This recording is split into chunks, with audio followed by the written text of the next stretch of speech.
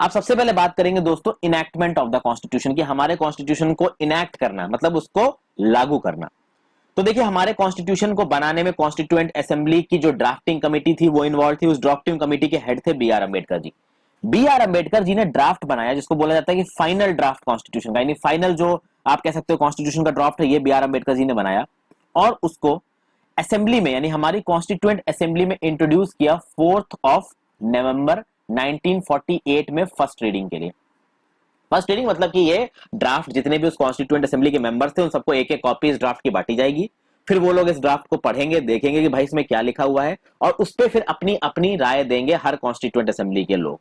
Okay, तो फिर इस फर्स्ट ड्राफ्ट को, इस फाइनल ड्राफ्ट को जब कॉन्स्टिट्यूएंट असेंबली में रखा गया, जब पहली रीडिंग के लिए रखा गया, इस पे 5 दिन तक डिसीजन रीडिंग चली, यानी 4 नवंबर को रखा गया, 9 नवंबर तक इस पे बातचीत होती रही।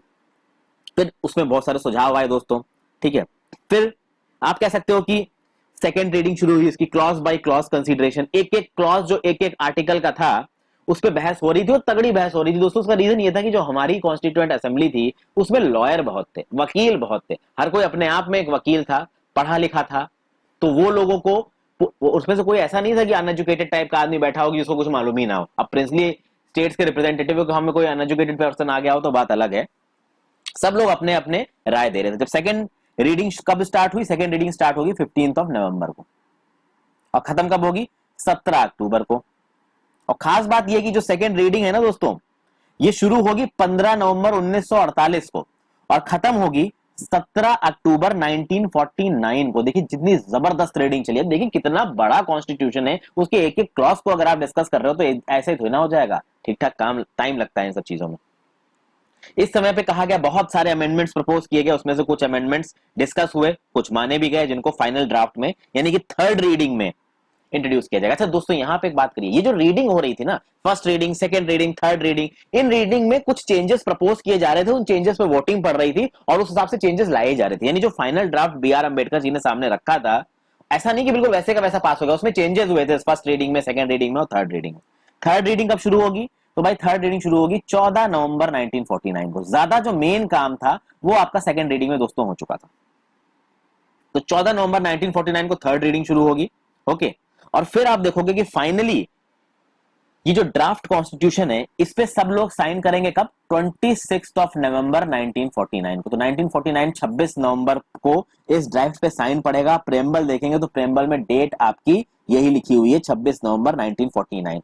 तो जिस दिन इस ड्राफ्ट कॉन्स्टिट्यूशन पे साइन हो रहे थे तो आप समझिए उस समय पे जो मेंबर्स ऑफ द असेंबली थे लगभग 299 मेंबर्स थे हमारी कॉन्स्टिट्यूएंट असेंबली में, जिसमें 284 प्रेसिडेंट थे। 284 ने इस कॉन्स्टिट्यूशन पे साइन किया और जब ये साइनिंग की प्रक्रिया चल रही थी तो बाहर पानी बरस रहा था। तो पानी बरसने को इस साइनिंग की प्रक्रिया के दौरान पे एक अच्छा ओमेन माना गया था और हमारा जो संविधान बना है ना दोस्तों वो रियल में बहुत अच्छा है। डेमोक्रेसी के लिए एक एग्जाम्पल है वो, क्योंकि हमारे कॉन्स्टिट्यूशन में जो प्रोविजंस हैं उसने हमारे देश के हर तबके को किसी ना किसी फॉर्म में आगे आने का मौका दिया है दोस्तों। ओके,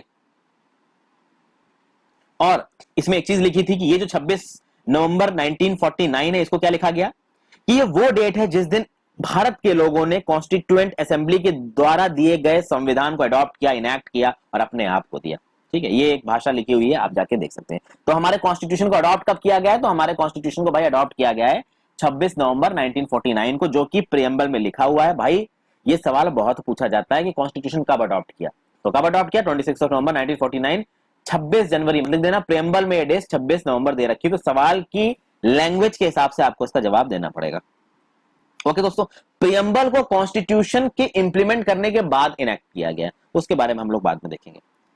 इस पूरे प्रक्रिया में एक बहुत मेजर रोल प्ले किया हमारे बाबा साहब ने, भीमराव अंबेडकर जी ने। भीमराव अंबेडकर जी उस समय के लॉ मिनिस्टर थे, बहुत ही काबिल इंसान थे।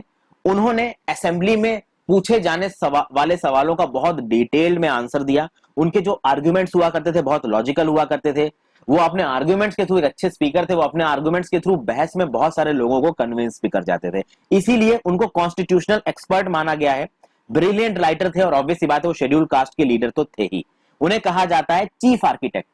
B R Ambedkar ji was the chief architect of the constitution of India. हालांकि कॉन्स्टिट्यूशन ऑफ इंडिया को बनाने से रिस्पेक्ट में कोई भी सवाल आएगा तो आंख बंद करके आप बी आर अम्बेडकर आंसर मार सकते हैं। इनको मॉडर्न मनु भी बोला गया है, ठीक है, मॉडर्न मनु इनको नाम दिया गया है। हालांकि मनुस्मृति में जो कुछ भी लिखा है उससे बी आर अम्बेडकर जी बहुत चिढ़ते थे और उसके बिल्कुल अगेंस्ट थे। ओके दोस्तों, अब हम बात करें कि हमारे कॉन्स्टिट्यूशन में कितने आर्टिकल्स हैं। तो देखिए, प्रियम्बल है 395 आर्टिकल है, 8 शेड्यूल है, अभी के समय में 370 आर्टिकल्स हैं भाई। पार्ट्स कितने पार्ट्स हैं, कितने आर्टिकल्स हैं टोटल, ये सब अभी हम लोग थोड़ी आगे जाके देखेंगे। ओके, अब बात आएगी किसकी, इन्फोर्समेंट ऑफ द कॉन्स्टिट्यूशन की। हमारे कॉन्स्टिट्यूशन को इन्फोर्स कब किया गया। तो देखो, इन्फोर्समेंट ऑफ द कॉन्स्टिट्यूशन में दो डेटें आपको याद रखनी है। एक तो आपको 26 नवंबर 1949 याद रखना और एक आपको अपना गणतंत्रता दिवस याद करना है जो कि 26 जनवरी 1950 है। हुआ क्या है दोस्तों कि नॉन कॉपरेशन मूवमेंट के समय से, यानी लगभग 1920 के टाइम से जो इंडियन नेशनल कांग्रेस थी ना, वो सेल्फ रूल की डिमांड कर रही थी। Self rule under the umbrella of British monarch, यानी कि गांधी जी और बाकी इंडियन नेशनल कांग्रेस के रूलर्स क्या बोल रहे थे कि भैया हमको सेल्फ रूल दो। ओके, 1929 के समय पे, 1928 के एंड में और 1929 के समय पे इंडियन नेशनल कांग्रेस के बहुत सारे लीडर्स ये बोलने लगे, जवाहरलाल नेहरू और भी बहुत से लीडर्स थे, उन्होंने बोला भाई कि ये ब्रिटेन हमें सेल्फ रूल दे नहीं रहा है और ये हमें देगा भी नहीं, तो अब हमको पूर्ण स्वराज की तरफ जाना है, क्योंकि ये ब्रिटेन के जो गोरे हैं ये हमें कुछ देने वाले नहीं है। तो गांधी जी ने उस समय पे बोला कि भाई हम ब्रिटिश सरकार को 1 साल का समय देते हैं और अगर 1 साल तक हमको सेल्फ रूल नहीं दिया इस ब्रिटिश सरकार ने, तो उसके बाद हम सेल्फ रूल ना मान के पूर्ण स्वराज मांगेंगे। यानी उसके बाद हमारा मोटो क्या होगा, पूर्ण स्वराज, कंप्लीट इंडिपेंडेंस। ये बातचीत हो रही थी लगभग 1928 1929 के समय पे। ओके, हुआ ये दिसंबर 1929 में, 1929 में, ध्यान दीजिएगा, दिसंबर 1929 में लाहौर में एक सेशन हुआ इंडियन नेशनल कांग्रेस का, जिसको बोला जाता है Lahore session of the Indian National Congress. और Lahore session of the Indian National Congress में यह बोला गया कि भाई ये ब्रिटिशर्स ने हमारी सेल्फ रूल की बात को नहीं माना है। 1 साल बीत चुके थे, गांधी जी ने जो 1 साल का समय दिया था ना, वो बीत चुका था। तो अब चूंकि ब्रिटिशर्स ने हमारे सेल्फ रूल की बात नहीं मानी है, ये ब्रिटिशर्स हमारे लिए कुछ नहीं कर रहे हैं, इसलिए अब हम अपनी आजादी खुद इनसे लेंगे, हम पूर्ण स्वराज डिक्लेयर करेंगे। और पूर्ण स्वराज को डिक्लेयर करने के लिए दिन कौन सा तय हुआ, दिन तय हुआ 26 जनवरी 1930। और 26 जनवरी 1930 को पहली बार फ्री इंडिया का झंडा लहराया किसने, जवाहरलाल नेहरू जी ने। कौन सी नदी के किनारे लहराया, ये आप कमेंट बॉक्स में बता सकते हो। आगे देखते हैं। तो जब 26 जनवरी को यह काम हुआ इंडियन नेशनल कांग्रेस की तरफ से, तो 26 जनवरी को एक इंपॉर्टेंट डेट मानी जाने लगी। तो उस समय पे इंडियन लीडर्स ये बोलते थे कि जब भी हम आजाद देंगे, हम अपनी आजादी की डेट रखेंगे 26 जनवरी को। लेकिन जब आजादी हुई उस समय पे अब 26 जनवरी तक का इंतजार नहीं किया जा सकता था, यानी कि अब हमको 1947 में आजादी मिल रही है और 1947 में जनवरी का महीना निकल चुका है, तो अब यह 26 जनवरी 1948 तक का इंतजार करना तो बेवकूफी है। तो बोला गया कि 26 जनवरी 1950 को कुछ करना होगा। तो कंप्लीट कॉन्स्टिट्यूशन को जो फोर्स में लाने की डेट है वो है हमारी 26 जनवरी 1950। इस दिन हमारा पूरा संविधान फोर्स में आया था, इनैक्ट हुआ था, इंप्लीमेंट हुआ था, इसलिए इसको बोला जाता है गणतंत्रता दिवस, रिपब्लिक डे। ओके, तो कॉन्स्टिट्यूशन का जो डेट ऑफ कमेंसमेंट है आप कह सकते हो 26 जनवरी 1950 है। लेकिन जब फाइनल ड्राफ्ट अप्रूव हो गया था हमारी कॉन्स्टिट्यूएंट असेंबली पे, तो 26 नवंबर 1949 को जब सिग्नेचर पड़ गए, प्रेम्बल में भी यही डेट आएगी, उस समय पे यह मालूम पड़ा कि भैया बहुत सारे प्रोविजंस हमारे कॉन्स्टिट्यूशन के वो 26 नवंबर 1949 से ही लागू हो गए। ओके, तो अब देखिए कि भाई बहुत कुछ इंपॉर्टेंट जो आप कह सकते हैं कि प्रोविजंस थे हमारे कॉन्स्टिट्यूशन की, जैसे कि सिटीजनशिप। अब उस समय पे सिटीजनशिप का मुद्दा बहुत इंपॉर्टेंट था दोस्तों। इंडिया पाकिस्तान का बंटवारा हुआ था और भर भर के रिफ्यूजीज पाकिस्तान से इंडिया आ रहे थे, तो सिटीजनशिप का मुद्दा। फिर इलेक्शंस कैसे होंगे, लोकसभा के राज्यसभा के, इसका मुद्दा। फिर प्रोविजनल पार्लियामेंट में कौन कौन रहेगा, क्योंकि नया नया देश आजाद हुआ तो बहुत सारे टेम्पोरल और ट्रांजिशनल प्रोविजंस थे, बहुत सारे टेम्पररी प्रोविजंस थे, उनको लागू करना था। तो ये सारे जो इंपॉर्टेंट प्रोविजंस थे वो भाई 26 नवंबर को लागू कर दिए गए और बाकी बचा हुआ कॉन्स्टिट्यूशन पूरा 26 जनवरी 1950 को लागू किया गया। इसलिए रिपब्लिक डे 26 जनवरी 1950 को मनाया जाता है। ओके दोस्तों, अब यहां पे बहुत इंपॉर्टेंट पॉइंट्स हैं, ध्यान दीजिएगा। 2-3 एक्ट थे दोस्तों, जैसे government of India act 1935, Indian independence act 1947। तो क्या हमारे इस संविधान के लागू होने से इंडियन इंडिपेंडेंस एक्ट 1947 और गवर्नमेंट ऑफ इंडिया एक्ट 1935 खत्म हो गए? नहीं फ्रेंड्स, ये एक्ट नलीफाई नहीं हुए। हुआ ये कि जब हमारा संविधान लागू हुआ तो ये बोला गया कि इंडियन इंडिपेंडेंस एक्ट 1947 और गवर्नमेंट ऑफ इंडिया एक्ट 1935 रहेगा, लेकिन अगर इंडियन इंडिपेंडेंस एक्ट 1947 का कोई प्रोविजन या गवर्नमेंट ऑफ इंडिया एक्ट 1935 का कोई प्रोविजन हमारे कॉन्स्टिट्यूशन के प्रोविजन के साथ वायलेशन में आया या कॉन्ट्रडिक्शन में आया, या इन दोनों प्रोविजंस के किसी भी प्रोविजन ने हमारे कॉन्स्टिट्यूशन के किसी प्रोविजन को चेंज किया, मॉडिफाई किया, सप्लीमेंट किया, तो उस हद तक इंडियन इंडिपेंडेंस एक्ट 1947 और गवर्नमेंट ऑफ इंडिया एक्ट 1935 को मान्य नहीं माना जाएगा। लेकिन जब तक इन दोनों के प्रोविजंस हमारे कॉन्स्टिट्यूशन के साथ क्लैश नहीं हो रहे हैं, तब तक इंडियन इंडिपेंडेंस एक्ट 1947 को, गवर्नमेंट ऑफ इंडिया एक्ट 1935 को मान्य माना जाएगा। यानी कि इंडियन इंडिपेंडेंस एक्ट 1947 को कभी भी नलीफाई नहीं किया गया, रिपील नहीं किया गया, ना ही गवर्नमेंट ऑफ इंडिया एक्ट 1935 के प्रोविजंस को रिपील किया गया है। इसका रीजन यह है कि कॉन्स्टिट्यूशन बनने के बाद भी जो हमारे कॉन्स्टिट्यूशन मेकर्स थे उनको ऐसा लग रहा था कि हो सकता है कि कॉन्स्टिट्यूशन बनाने में हमने कोई चीज छोड़ दी हो, और चूंकि गवर्नमेंट ऑफ इंडिया एक्ट 1935 बहुत वॉल्यूमिनस डॉक्यूमेंट था और इंडियन इंडिपेंडेंस एक्ट 1947 हमारी आजादी से रिलेटेड था, इसलिए इनको सीधा सीधा नलीफाई नहीं किया गया। बस ये बोला गया इनके कोई प्रोविजंस अगर हमारे कॉन्स्टिट्यूशन के प्रोविजंस को वायलेट करेंगे तो उस हद तक हम इन दोनों को नलीफाई करेंगे, नहीं तो उसके अलावा बाकी सारे प्रोविजंस इनके माने जाएंगे। लेकिन एक प्रोविजन था friends, privy council jurisdiction act.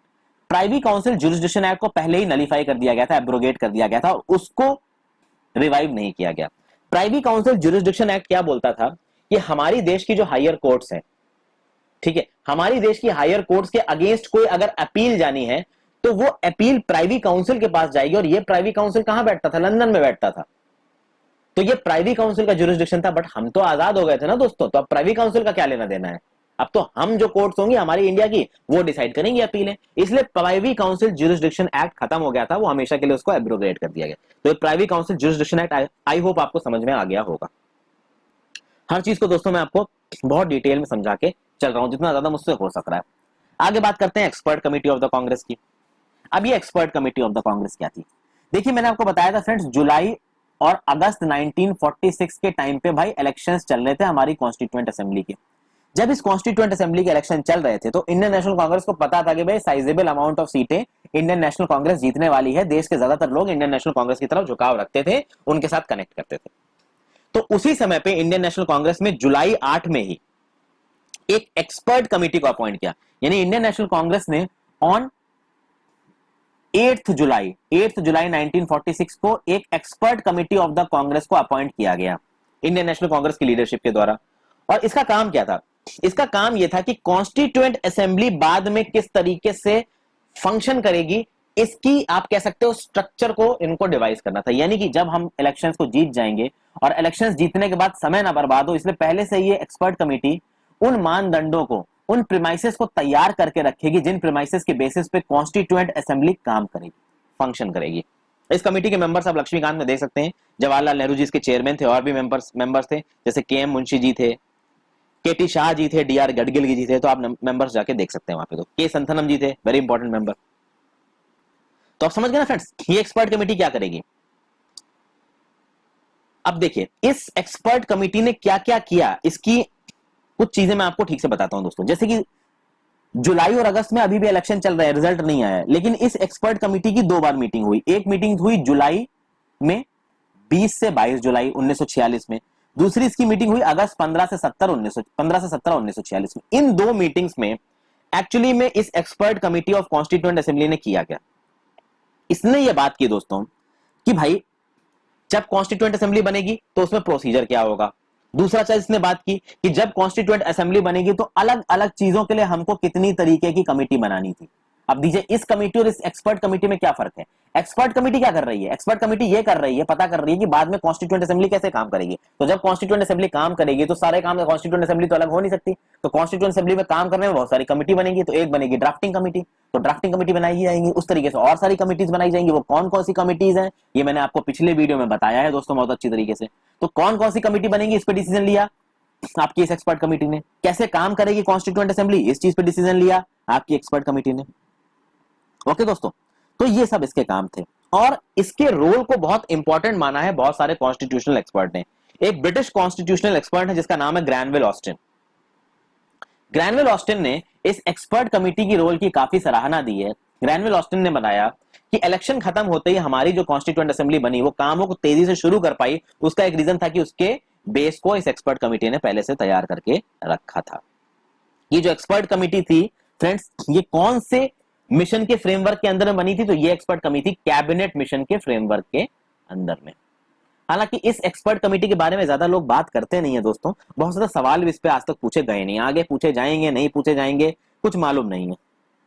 Okay, इसी एक्सपर्ट कमेटी के बारे में कहा जाता है इन्होंने एक रेजोल्यूशन भी बनाया था, और उस रेजोल्यूशन से काफी मिलता जुलता एक रेजोल्यूशन जवाहरलाल नेहरू जी इंट्रोड्यूस करेंगे हमारी कॉन्स्टिट्यूएंट असेंबली में, जिसका नाम होगा ऑब्जेक्टिव्स रेजोल्यूशन, और इसी ऑब्जेक्टिव्स रेजोल्यूशन का मॉडिफाइड फॉर्म बनेगा प्रियम्बल। ये सब मैं पहले आपको बता चुका हूं। ओके दोस्तों, तो काम हमारे कॉन्स्टिट्यूशन के बनने का बहुत पहले शुरू हो चुका था। अब हम बात करेंगे कुछ और पॉइंट्स की, जिसमें आएगा क्रिटिसिज्म ऑफ कॉन्स्टिट्यूएंट असेंबली। क्या क्या किस किस तरीके से हमारी कॉन्स्टिट्यूएंट असेंबली को क्रिटिसाइज किया गया। तो भाई जब क्रिटिसिज्म की बात आई तो सबसे पहली बात यह बोली गई कि हमारी कॉन्स्टिट्यूएंट असेंबली एक रिप्रेजेंटेटिव बॉडी नहीं है। बहुत सारे क्रिटिक्स हैं, होते हैं ना कि बहुत सारे कॉन्स्टिट्यूशनल एक्सपर्ट बैठ जाते हैं। आजकल तो मूवीज के क्रिटिक आ गए हैं दोस्तों, क्रिटिक आ सकते हैं, वो रेटिंग देते हैं मूवी को, तो ये तो भैया एक देश की संविधान बनाने वाली कॉन्स्टिट्यूएंट असेंबली थी। तो बहुत सारे क्रिटिक्स ने बोला कि भाई ये जो कॉन्स्टिट्यूएंट असेंबली के अंदर जो लोग बैठे हैं ना, ये लोग रियल रिप्रेजेंटेटिव्स नहीं है इस देश के लोगों के। यानी कि इस देश के लोगों ने यूनिवर्सल एडल्ट फ्रेंचाइज के प्रिंसिपल पे इनको इलेक्ट नहीं किया है। अभी जिसको अगर यूनिवर्सल एडल्ट फ्रेंचाइज नहीं पता है तो मैं एक शब्द में बता देता हूं फ्रेंड्स कि एक एज के ऊपर के सारे लोग वोट डाल सकते हैं, और एक वोट को उतनी ही कीमत दी जाएगी। चाहे मुकेश अंबानी वोट डालें, चाहे गरीब किसान जो दिन के 300 रुपए कमाता है वो वोट डालें, दोनों की वोट की कीमत उतनी ही होगी, बराबर होगी। तो क्रिटिक्स का बोला कि भाई आपने संविधान तो बना दिया, बट ये संविधान बनाने वाली, सॉरी आपने कॉन्स्टिट्यूएंट असेंबली तो बना दी, ये कॉन्स्टिट्यूएंट असेंबली आपका संविधान बनाएगी, बट आपकी कॉन्स्टिट्यूएंट असेंबली रिप्रेजेंटेटिव बॉडी नहीं है, रिप्रेजेंट नहीं करती है, इसको लोगों ने डायरेक्टली नहीं चुना है। अब इन क्रिटिक्स को कौन समझाए कि भाई ये जो समय था संविधान बनने वाला, ये बड़ा ही खतरनाक समय था। एक तो वैसे ही आजादी नहीं मिल रही थी देश को, इतने साल से लड़ रहे थे ब्रिटिश से आजादी के अगेंस्ट में, तो जैसे तैसे तो एक कॉन्स्टिट्यूएंट असेंबली बन रही थी, इतना बवाल हो चुका था, ठीक है, इतने सारे कम्युनल राइट्स हो रहे थे। अब उन सब चीजों के बीच में आप बोलो कि भैया हम इलेक्शन करा दें और इस कॉन्स्टिट्यूएंट असेंबली के लिए इलेक्शन कराया जाए, वो पॉसिबल नहीं है दोस्तों, मुश्किल था, ऑलमोस्ट इम्पॉसिबल था उस समय पे ये चीजें होना। जो लीडर्स थे वो बहुत जल्दी में थे कि हमको आजादी मिले, और उनकी जल्दी सही थी, क्योंकि ब्रिटेन के राज से अपने आप को जितना जल्दी हो सके उतनी जल्दी अलग करना बहुत जरूरी था। और उस समय पे इलेक्शन के ज्यादा फायदा इसलिए भी नहीं थे दोस्तों, क्योंकि लोग बहुत गरीब थे इंडिया के। गरीब किसान भाई मिलों में काम कर रहा है, खेतों में काम कर रहा है, उसको क्या पता भाई वो किसके लिए वोट डाल रहा है। आज की डेट में लोग पढ़े लिखे हो गए, इन्फॉर्म्ड सिटीजन हो गए, एक्टिव सिटीजन हो गए, उनको अपने राइट्स के बारे में पता है, उन्हें पता है कि क्या सही है क्या गलत है। पर उस समय 1947 की बात हो रही है, देश की आबादी लगभग 30 या 35 करोड़ थी, लोगों पढ़े लिखे नहीं थे, उनको पता ही नहीं था करना क्या है। केवल 10% लोगों को वोट डालने का अधिकार दिया गया था गवर्नमेंट ऑफ इंडिया एक्ट 1935 में। अब आप बोलोगे 100% लोगों को वोट डालने का अधिकार देंगे, बाकी 90% को, ज्यादातर आबादी को पता ही नहीं था, एजुकेशन रोड था ही नहीं। तो ये जो क्रिटिसिज्म है मेरे हिसाब से कॉन्स्टिट्यूएंट असेंबली का कि ये रिप्रेजेंटेटिव बॉडी नहीं है, ये बिल्कुल गलत है।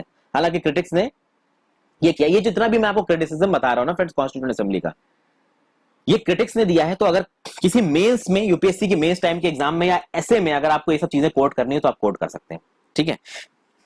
तो मैं आपको चीजें समझा भी रहा हूं और अपना एक व्यू पॉइंट भी दे रहा हूं। फिर दूसरा बोला गया कि भैया हमारी जो कॉन्स्टिट्यूएंट असेंबली है वो एक सोवरेन बॉडी नहीं है। कैसे सोवरेन बॉडी नहीं है? क्योंकि हमारी जो कॉन्स्टिट्यूएंट असेंबली बनी है वो ब्रिटिश गवर्नमेंट के प्रपोजल पे बनी है, तो कैबिनेट मिशन के प्लान के अंदर बनी है, ऐसा बोला गया। अरे भाई ठीक है, हम अंग्रेजों से आजादी की मांग कर रहे थे, ठीक है, हम अंग्रेजों के गुलाम थे। हम ये जो ब्रिटिश गवर्नमेंट ने हमको कॉन्स्टिट्यूएंट असेंबली बनाने को बोला ना दोस्तों, ये ब्रिटिश गवर्नमेंट ने अपने आप नहीं बोला, हमने उनकी नाक में दम कर दिया, तो रोला मारा था उनको, इसलिए उन्होंने बोला। हर जगह बवाल होने लगा था, सेकेंड वर्ल्ड वॉर हो गया था, तो ब्रिटेन पे प्रेशर पड़ा, वो प्रेशर इंडिया का डाला हुआ था। और जो कॉन्स्टिट्यूएंट असेंबली बाद में बनेगी ना, उसने जो भी कॉन्स्टिट्यूशन बनाया है without any interference of British government बनाया है। तो मेरे हिसाब से ये बोल देना कि कॉन्स्टिट्यूएंट असेंबली सोवरेन बॉडी नहीं है, ये भी गलत है। वो अलग बात है कि कॉन्स्टिट्यूएंट असेंबली दो भागों में टूट गई, एक पाकिस्तान की कॉन्स्टिट्यूएंट असेंबली बन गई, एक इंडिया की कॉन्स्टिट्यूएंट असेंबली बन गई, वो एक अलग बात है। बट ये बोल देना कि इसको ब्रिटिश गवर्नमेंट के प्रपोजल्स के अंदर बनाया गया है इसलिए सोवरेन बॉडी नहीं है, तो ये गलत होगा। क्योंकि हमको किसी भी चीज को डिसाइड करने से पहले उसके कंटेक्स्ट को देखना पड़ेगा। हालांकि ये क्रिटिसिज्म है, बहुत सारे लोगों ने बना है कि चूंकि ब्रिटेन द्वारा दिए गए प्रपोजल्स के अंदर ये कॉन्स्टिट्यूएंट असेंबली बनेगी इसलिए एक सोवरेन बॉडी नहीं है। ओके, उसके बाद ये असेंबली जब जब अपने सेशंस को करती थी तो उससे पहले भाई ब्रिटिश गवर्नमेंट की एक ऑफिशियल परमिशन लेती थी। हालांकि ऐसा नहीं था कि उस समय तक हम लोग ब्रिटिश गवर्नमेंट के गुलाम थे। 1946 का जब समय था ना, ब्रिटेन की सरकार को यह समझ में आने लगा था कि भैया अब इनको आजादी देनी ही पड़ेगी। और 1947 की शुरुआत में तो प्राइम मिनिस्टर ने अलाउ अनाउंस ही कर दिया था कि भैया आजाद करो, इंडिया से बाहर निकलो। ओके, तो ये चीजें हैं दोस्तों। फिर एक और क्रिटिसिज्म किया गया कॉन्स्टिट्यूएंट असेंबली का कि भैया बहुत समय लगा कॉन्स्टिट्यूएंट असेंबली को अपना काम करने में। बहुत सारे लोग बोलने लगे कि भाई बाकी देशों के कॉन्स्टिट्यूशन बनने में इतना समय लगा नहीं। जैसे कि अब बात करें अमेरिका का, जब कॉन्स्टिट्यूशन बना तो अमेरिका का कॉन्स्टिट्यूशन बनने में केवल 4 महीने लगे दोस्तों। तो यहां का कॉन्स्टिट्यूशन बनने में इतना समय क्यों लग रहा है, इस बात पे बहुत सारे लोगों ने सवाल उठाए दोस्तों। तो यूएसए का कॉन्स्टिट्यूशन जब बना था उसमें 4 महीने लगे थे, लेकिन क्या यूएसए को इंडिया से यहां पे कंपेयर करना सही है? क्या आपको पता है दोस्तों कि यूएसए का जो संविधान बना था वो केवल फेडरल लेवल का था, यानी फेडरल लेवल पे काम कैसे किया जाएगा उसका संविधान था। आपको पता है कि यूएसए की जितनी भी अलग अलग प्रोविंसेस हैं, जो उनके जितने अलग अलग स्टेट्स हैं, उन स्टेट्स के अपने अलग अलग कॉन्स्टिट्यूशन है। टेक्सास का अपना अलग कॉन्स्टिट्यूशन है, फ्लोरिडा का अपना अलग कॉन्स्टिट्यूशन है, और हमारे देश का केवल एक संविधान था जो कि सेंटर के सारे नियमों को भी देखेगा और स्टेट के सारे नियमों को भी देखेगा। तो इस बात को कहना कि भैया यूएसए का कॉन्स्टिट्यूशन जल्दी बन गया और इंडिया के कॉन्स्टिट्यूशन में समय लगा, ये गलत था। एक्चुअली में ये बोल देना कि ये टाइम कंज्यूमिंग प्रोसेस है। और एक उस समय पे मेंबर थे नजीरुद्दीन अहमद। नजीरुद्दीन अहमद ने बोला कि भाई ये ड्राफ्टिंग कमेटी नहीं है, ये ड्रिफ्टिंग कमेटी है, ड्रिफ्ट कर रही है, जैसे कछुआ नहीं जगह से दूसरी जगह ड्रिफ्ट करता है, ये वो ड्रिफ्टिंग कमेटी है। पर देखा जाए दोस्तों, ये लोग क्या कर रहे थे, ये लोग ड्राफ्टिंग कमेटी के मेंबर्स की बेइज्जती कर रहे थे, जो कि करना बहुत गलत था। बी आर अम्बेडकर जी और उनकी टीम जो काम कर रही थी वो काम बहुत बड़ा था, बहुत मेजर स्केल का काम था, उसमें बहुत दिमाग की जरूरत थी, बहुत ध्यान देने की जरूरत थी, क्योंकि ये संविधान आने वाले भारत के शेप को डिसाइड करेगा, और उसने किया भी। तो ये कह देना कि भैया मेंबर्स ने इसमें समय लगाया, ये बिल्कुल गलत है। देखिए समय भी लगा तो वो समय किसी अच्छी चीज के लिए लग रहा था। और उसके रिस्पेक्ट में अगर आप बात करोगे दोस्तों, तो कनाडा का जब कॉन्स्टिट्यूशन बना था, कनाडा के कॉन्स्टिट्यूशन को बनने में 2 साल 6 महीने लगे थे, ऑस्ट्रेलिया के कॉन्स्टिट्यूशन को बनने में 9 साल लगे थे।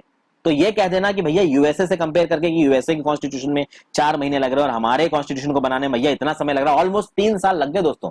कॉन्स्टिट्यूएंट असेंबली कब बनी थी? 1946 में बनी थी। और इनेक्ट कब हुआ कॉन्स्टिट्यूशन हमारा? 26 नवंबर 1949 को। तो ऑलमोस्ट 3 साल लगे, but it was worth it, क्योंकि जो कुछ भी बनाया गया वो बहुत सही था। आगे देखेंगे, आप देखोगे दोस्तों, देखिए जो एंड में ये कॉन्स्टिट्यूएंट असेंबली का आप कह सकते हो कि क्रिटिसिज्म है, मैं उसको एक्चुअली में अपने पॉइंट ऑफ व्यू के हिसाब से काउंटर कर रहा हूं, जो कि मैं सोचता हूं। हालांकि क्रिटिसिज्म किस किस बेसिस पे किया गया ये आपको यहां पे पता चल रहा है। फिर हम बात करते हैं कि this constituent assembly was dominated by Congress, ये बोला गया। ये चार्जेस लगाए गए कि भाई इस कॉन्स्टिट्यूएंट असेंबली को कांग्रेस डोमिनेट करती है। ग्रैनविल ऑस्टिन है, ये अमेरिकन कॉन्स्टिट्यूशनल एक्सपर्ट भी थे, ये ब्रिटिश कॉन्स्टिट्यूशनल एक्सपर्ट भी थे। इन्होंने बोला कि जो कॉन्स्टिट्यूएंट असेंबली बनी है ना, ये एक वन कंट्री, एक वन पार्टी असेंबली है, इसमें केवल कांग्रेस है। तो ग्रैनविल ऑस्टिन ने क्या बोला? The assembly was the Congress and the Congress was the assembly, assembly was Congress and Congress was assembly. अब ऑब्वियस सी बात है दोस्तों, ये तो देखो बोला ही जाएगा। हमारे देश के फ्रीडम मूवमेंट के फोर फ्रंट पे एक पार्टी रही है और वो रही है Indian National Congress. Indian National Congress के साथ जुड़े थे महात्मा गांधी जी, इंडियन नेशनल कांग्रेस के साथ सरदार वल्लभ भाई पटेल, जवाहरलाल नेहरू जैसे लोग जुड़े थे। इवन इंडियन नेशनल कांग्रेस के साथ एक लंबे समय के लिए सुभाष चंद्र बोस जैसे लीडर्स जुड़े थे। तो ऑब्वियस सी बात है भाई, इंडियन नेशनल कांग्रेस एक ऐसी पार्टी थी जो हमेशा से फोर फ्रंट पे थी। वहीं पे मुस्लिम लीग हमेशा से एक ही नारा था उसका कि हमको आजाद कर दो। अब उस आजादी के लिए वो ब्रिटेन के लिए कुछ भी करेंगे, वो ब्रिटेन की चाकरी करेंगे, ठीक है ना। और वो कर करके उन्होंने देश का बंटवारा करा दिया, तोड़ दिया देश को। बट कोई नहीं, कांग्रेस जो था, कांग्रेस ऑब्वियस ही बात है भाई, कांग्रेस तो देश के लिए लड़ रही थी ना, तो वही डोमिनेंट पार्टी होगी और वही सही भी था, वही हमारे देश के हित में था कि कांग्रेस को यहां पे मेजॉरिटी मिलेगी। अगर आप पार्टीज को देखोगे दोस्तों, जब इलेक्शन रिजल्ट्स आए थे ना कॉन्स्टिट्यूएंट असेंबली में, तो कांग्रेस ने जीती थी 208 सीटें, मुस्लिम लीग ने जीती थी 73 सीटें। उसके बाद और भी पार्टी, जैसे एक यूनियनिस्ट पार्टी थी वो 1 सीट जीती, कृषक प्रजा पार्टी थी उसने 1 सीट जीती, सिख जो नॉन कांग्रेस सिख थे उन्होंने 1 सीट जीती, कम्युनिस्ट पार्टी थी 1 सीट जीती, इंडिपेंडेंट 8 सीट जीते।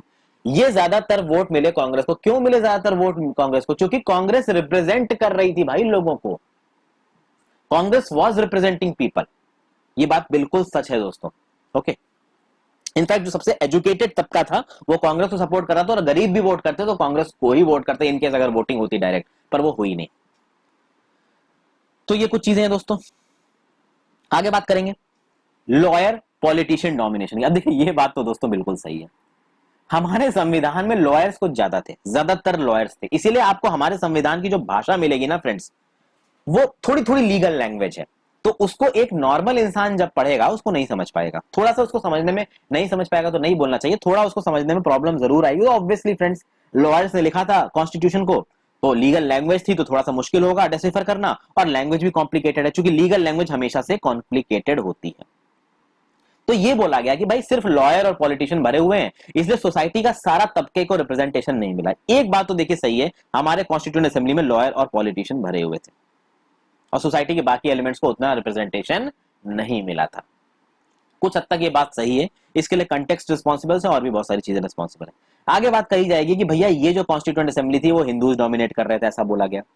अभी मैंने आपको बताया कि कांग्रेस के 208 लोग बने, फिर मुस्लिम लीग के 73 बने, फिर मुस्लिम लीग अपने इलाकों को निकाल के निकल जाएगी, और जब फिर केवल इंडिया वाली कॉन्स्टिट्यूएंट असेंबली बचेगी तो उसमें मुस्लिम्स भी मिलेंगे, पारसी भी मिलेंगे, सिख भी मिलेंगे, हर कम्युनिटी के लोग मिलेंगे, लेकिन ज्यादातर हिंदू थे, मुस्लिम्स और बाकी सिख्स ये सब थोड़े कम थे। तो इस बात पे कहा गया कि ये हिंदू से डोमिनेटेड थी, पर कह कौन रहा है कि ये हिंदू से डोमिनेटेड थी? तो Lord Winston Simon, Winston Churchill जैसे लोग बोल रहे हैं कि हिंदू से डोमिनेटेड थी। इन गोरों को अभी भी अकल नहीं आई। आजादी से पहले तो इन्होंने डिवाइड एंड रूल किया ही, और देश को और सोसाइटी को हमारी धर्म के नाम पे जोड़ा। इन्होंने तो किस किस नाम पे तोड़ा? धर्म के नाम पे तोड़ा, सेपरेट इलेक्टोरेट दे दो। फिर बाद में पता चला भैया क्रिश्चियंस को भी सेपरेट इलेक्टोरेट दे दो, सिखों को भी सेपरेट इलेक्टोरेट दे दो। फिर समझ में आया कि वुमेन को सेपरेट इलेक्टोरेट दे दो। फिर समझ में आया भैया डिप्रेस्ड इलेक्टोरेट दे दो। फिर समझ में आया भैया डिप्रेस्ड क्लासेस को सेपरेट इलेक्टोरेट दे दो। ये तो भैया सोसाइटी को तोड़ ही रहे थे। कहो कुछ दिन बाद बच्चों को सेपरेट इलेक्टोरेट देने लगते ये लोग। इनका क्या भरोसा भाई? बच्चों से बोल दो कि भैया अपने रिप्रेजेंटेटिव खुद चुन लो। ऑब्वियसली बात है, बच्चे वोट नहीं कर सकते। तो मैं एक बात बता रहा हूं, मतलब सोसाइटी को जितने तरीके से तोड़ सकने की कोशिश की इन अंग्रेजों ने कोशिश की कि भाई पूरी सोसाइटी को तोड़ के आपस में लड़ा दो, हम राज करेंगे। तो उसके बाद जब कॉन्स्टिट्यूएंट असेंबली आजाद हो रही है, तो कुछ दिमाग वाले विस्काउंट साइमन, विंस्टन चर्चिल, बस इनको गाली ही नहीं दे रहा हूं मैं यहाँ पे, क्या कह रहे हैं कि it is dominated by Hindus. ठीक है ना, ये हिंदू से डोमिनेटेड है। तुमने क्या किया है? तुमने अपने काम देखे, तुमने देश को तोड़ दिया धर्म के नाम पे, कास्ट के नाम पे, हर चीज में तुमने मेजर्स लगा दिए देश को तोड़ने को, और फिर तुम यहाँ पे आके ज्ञान बांट रहे हो कि डोमिनेटेड बाय हिंदूज है। हमारी कॉन्स्टिट्यूएंट असेंबली में हर तबके के लोगों को रिप्रेजेंटेशन मिला था। मुस्लिम्स का नंबर कंपैरेटिवली कम इसलिए हो गया था क्योंकि मुस्लिम लीग के सारे मेंबर्स निकल के उन्होंने अपना एक अलग पाकिस्तान बना लिया था। लेकिन आप बाद में भी देखोगे, जब भी हमारा संविधान में, हमारे लोकसभा में इलेक्शंस हुए हैं, हर कम्युनिटी का रिप्रेजेंटेशन रहा है दोस्तों। तो ये चीजें हमने देखी दोस्तों। अब हम कुछ और इंपॉर्टेंट फैक्टर्स के बारे में बात करेंगे। अपने भारतीय संविधान के कुछ इंपॉर्टेंट फैक्टर्स को देखेंगे। यहाँ पे कुछ ट्रिवियल फैक्टर्स हैं। यहाँ पे जो मैं फैक्टर्स आपको बताने वाला हूं, ये एक्चुअली में वन लाइनर में बहुत काम आते हैं दोस्तों। ठीक है, आपके जो पीसीएस टाइप के एग्जाम होंगे उसमें वन लाइनर में सवाल पूछे जा सकते हैं। जब हमारी कॉन्स्टिट्यूएंट असेंबली का सिंबल बनाया गया, सील बनाया गया, तो कुछ इस तरीके का था, कॉन्स्टिट्यूएंट असेंबली ऑफ इंडिया। इसमें हाथी बना हुआ है। तो हमारी कॉन्स्टिट्यूएंट असेंबली के सील में क्या था? हाथी था। सिंपल सा सवाल है। फिर हमारी कॉन्स्टिट्यूएंट असेंबली का कॉन्स्टिट्यूशनल एडवाइजर कौन था? कॉन्स्टिट्यूशनल एडवाइजर कह लीजिए, लीगल एडवाइजर कह लीजिए, तो वो थे भैया sir B N Rao. Sir B N Rao was the constitutional और legal adviser of our constituent assembly. फिर हमारी कॉन्स्टिट्यूएंट असेंबली का सेक्रेटरी कौन था? तो हमारी कॉन्स्टिट्यूएंट असेंबली के सेक्रेटरी थे HVR आयंगर। ओके। फिर हमारी कॉन्स्टिट्यूएंट असेंबली का चीफ ड्राफ्ट्समैन कौन था? चीफ ड्राफ्ट्समैन मतलब कि देखिए, कॉन्स्टिट्यूएंट असेंबली में रीडिंग हो रही थी, कौन से प्रोविजन में क्या चेंजेस लेके आने हैं ये लोग बता रहे थे जो कॉन्स्टिट्यूएंट असेंबली के मेंबर्स थे। लेकिन ड्राफ्ट्समैन का काम क्या था कि जो भी प्रोविजंस को इंप्लीमेंट किया जा रहा है, उन प्रोविजंस को एक लैंग्वेज देनी है ना, एक भाषा देनी है ना, और उस भाषा को लिखना है संविधान में। तो वो भाषा डिसाइड करने के लिए भी एक कमेटी बनी थी, और उसके हेड कौन थे? चीफ ड्राफ्ट्समैन कौन थे? आपके थे वो SN मुखर्जी जी। तो चीफ ड्राफ्ट्समैन थे SN मुखर्जी जी। फिर कैलीग्राफर, जिन्होंने अपनी हैंड राइटिंग से कॉन्स्टिट्यूशन को लिखा था, तो वो थे प्रेम बिहारी नारायण रायजादा। आप, आई होप आप पढ़ रहे हैं किताब खरीद के, तो उसमें ऑब्वियसली बात है आपको ये सब चीजें दिख जाएंगी। ओके। फिर बहुत सारे और ट्रिवियल फैक्टर्स भी लिखे हैं कि जो ओरिजिनल वर्जन था आपको कॉन्स्टिट्यूशन का, उसको थोड़ा और सजाया गया, डेकोरेट किया गया। तो डेकोरेशन में नंदलाल बोस जी और बिहोर राम मनोहर सिन्हा ने काम किया। ओके। फिर जब हिंदी वर्जन में हमारे संविधान को लिखा गया, तो वो किसने लिखा? तो वसंत कृष्ण वैद्य ने लिखा। नंदलाल बोस जी ने उसको डेकोरेट किया। तो ये कुछ इंपॉर्टेंट फैक्टर्स हैं दोस्तों, आप इनको याद कर लीजिए जितना हो सके। ये BN राव, HVR आयंगर और SN मुखर्जी, इसको याद रखिए दोस्तों। बाकी इससे सवाल ज्यादा दिखे तो है नहीं, जितना मुझे याद आता है, बट पूछे जा सकते हैं, तो मैंने कवर करा दिया। अब हम बात करेंगे फ्रेंड्स कि हमारे कॉन्स्टिट्यूशन का जो हिंदी टेक्स्ट बना है उसके बारे में हम लोग यहां पे बात करेंगे। ओके, तो देखिए, जब शुरू में हमारा कॉन्स्टिट्यूशन बना उस समय पे ऐसी कोई बात नहीं कही गई कि भैया हमें अपने कॉन्स्टिट्यूशन को हिंदी में भी बनाया जाना चाहिए। लेकिन बाद में ऑब्वियसली बात उठेगी कि भैया हमारी मेन भाषा तो हिंदी है, हमारे देश के ज्यादातर लोग हिंदी बोलते हैं, तो जब ज्यादातर लोग हिंदी बोलते हैं तो भैया एक हिंदी वर्जन भी होना चाहिए हमारे संविधान का। और इस हिंदी वर्जन ऑफ संविधान को बनाने के लिए लाया गया 58th constitutional amendment act of 1987। Okay, 58th constitutional amendment of, इसके लिए भाई 56th कॉन्स्टिट्यूशनल अमेंडमेंट बिल को इंट्रोड्यूस किया गया। वो बिल जब फाइनली पास हो गया, प्रेसिडेंट का साइन पड़ गया, उसके बाद वो बना 58th constitutional amendment act of 1987। इस अमेंडमेंट एक्ट से हुआ क्या, इस अमेंडमेंट एक्ट से एक नया आर्टिकल डाला गया हमारे कॉन्स्टिट्यूशन में। आर्टिकल क्या था, वो था आर्टिकल 394A। और इस 394A को कौन से पार्ट में डाला गया, तो इसको डाला गया दोस्तों आपका पार्ट 22 में। इस पार्ट 22 की अगर हम लोग हेडिंग की बात करें दोस्तों, तो हेडिंग में आपको नजर आएगा पहले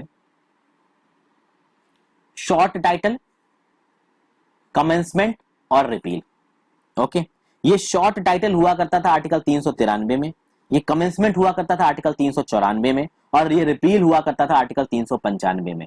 तो आर्टिकल 394A से पहले अथॉरिटेटिव टेक्स्ट इन हिंदी नहीं था, पर आर्टिकल 394A के थ्रू, जो कि 58th कॉन्स्टिट्यूशनल अमेंडमेंट एक्ट 1987 से आया, अथॉरिटेटिव टेक्स्ट इन हिंदी को डाल दिया गया पार्ट 22 के टाइटल में। तो ये एक बहुत इंपॉर्टेंट चीज हुई दोस्तों। और इसके थ्रू बोला क्या गया, इसके थ्रू ये बोला गया कि भाई प्रेसिडेंट कुछ चीजें करेगा, क्या करेगा कि भाई हमारे संविधान को हिंदी भाषा में भी पब्लिश किया जाना चाहिए, पहली चीज। तो हमारे संविधान को हिंदी भाषा में पब्लिश करने के लिए हिंदी भाषा की लैंग्वेज के साथ, स्टाइल के साथ, उसके टेक्स्ट, उसके फिगर्स, इन सब चीजों के लिए जितने भी अरेंजमेंट्स करने पड़े वो करिए, ठीक है। 1987 में चूंकि इस एक्ट को लेके आया गया था 58th कॉन्स्टिट्यूशनल अमेंडमेंट एक्ट को, तो 1987 तक बहुत सारे अमेंडमेंट्स भी हो चुके थे हमारे कॉन्स्टिट्यूशन में। तो जितने भी अमेंडमेंट हुए थे हमारे कॉन्स्टिट्यूशन में, उन अमेंडमेंट्स के भी हिंदी वर्जन को आपको कॉन्स्टिट्यूशन में इनकॉर्पोरेट किया जाएगा, ये बोला गया। तो जितने अमेंडमेंट्स है कॉन्स्टिट्यूशन के वो भी हिंदी वर्जन में आएंगे, और जो पूरा कॉन्स्टिट्यूशन है वो भी हिंदी वर्जन में आएगा।